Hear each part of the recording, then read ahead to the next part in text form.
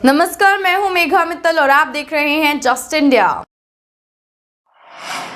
बदलते मौसम और आग उगलती गर्मी शुरू होते ही फसलों में आग लगने का सिलसिला जैसे थमने का नाम ही नहीं ले रहा।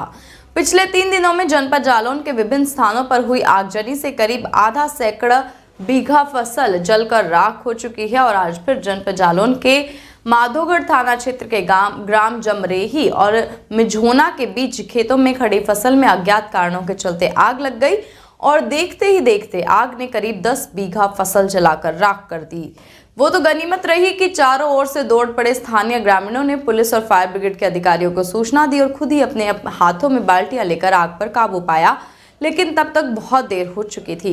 करीब 10 बीघा फसल जलकर राख हो गई थी और इस संबंध में जब मीडिया ने पीड़ित किसानों से बात की तो उन्होंने कहा कि शायद किसी ने चीलम या फिर बीड़ी सिगरेट पीने के बाद खेत में फेंक दी, जिससे ये हादसा हुआ है। फिलहाल मौके पर प्रशासन के आला अधिकारी पहुंचे हैं और किसान फसल बीमा योजना दैवीय आपदा प्रबंधन विभाग की ओर से मुआवजा दिलाने के लिए कार्रवाई में जुटे हुए हैं।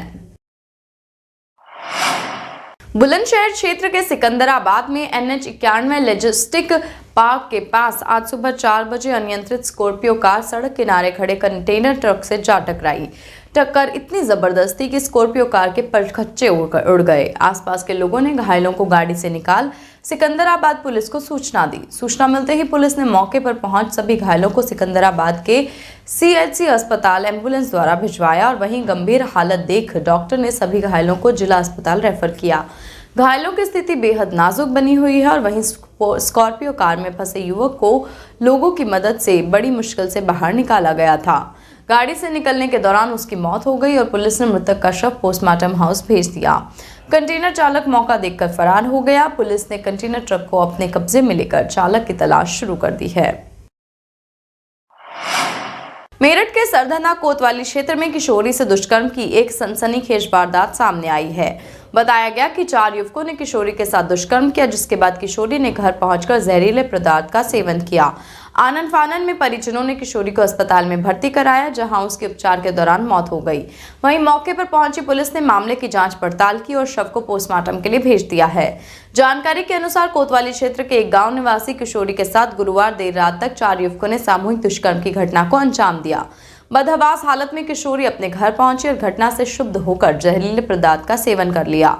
परिजनों ने तुरंत किशोरी को मेरठ के मोदीपुरम स्थित MCDS ग्लोबल अस्पताल में भर्ती कराया, जहां इलाज के दौरान उसने दम तोड़ दिया। सूचना पर पुलिस मौके पर पहुंची और मामले की जानकारी ली। हालांकि पुलिस दुष्कर्म की घटना की जानकारी होने से इनकार कर रही है। वहीं अस्पताल के मैनेजर मनोज गोयल का कहना है कि किशोरी को बचाने के लिए चिकित्सकों ने तकरीबन 1 घंटे तक मशक्कत की।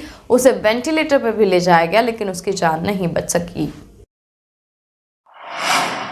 अपर जिला जज एवं विशेष जज पॉक्सो एक्ट मृदुल दुबे ने 2 माह के अंदर सभी पक्षों को सुनने के साथ 10 वर्षीय बालिका के साथ दुराचार की घटना को अंजाम देने वाले नीरज को फांसी की सजा सुनाई है।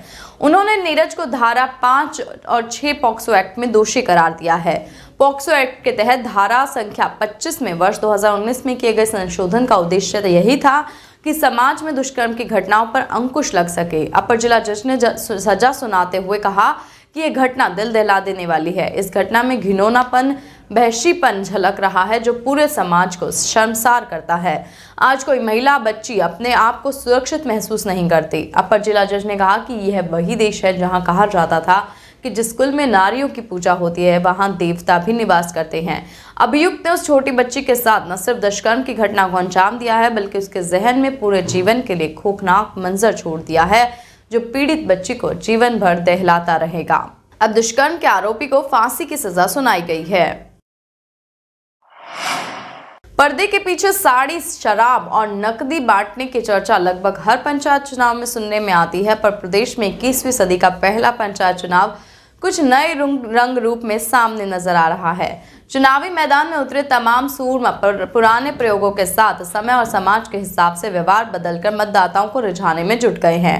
प्रदेश में त्रिस्तरीय पंचायत चुनाव के साथ साथ शादी विवाह, बहु विदाई जैसे मांगलिक आयोजन भी पड़ रहे हैं और बच्चों के जन्म के बाद वाले बरही, मसवारा और मुंडन जैसे आयोजन हमेशा की तरह पड़ ही रहे हैं। पर ये आयोजन चुनाव के दावेदारों के लिए मतदाताओं को रिझाने का जरिया बन गए हैं। खास बात यह है कि गांव-गांव होने वाले इस तरह के आयोजनों पर सरकारी तंत्र की खास नजर नहीं होती, लिहाजा दावेदार आचार संहिता के द्वंद से मुक्त होकर नए प्रयोगों के साथ व्यवहार पहुंचा रहे हैं। यह व्यवहार नगद कम कीमती वस्तुओं के रूप में ज्यादा नजर आ रहा है। कोई साड़ी दे रहा है तो कोई पायल और बिछुए भेज रहा है।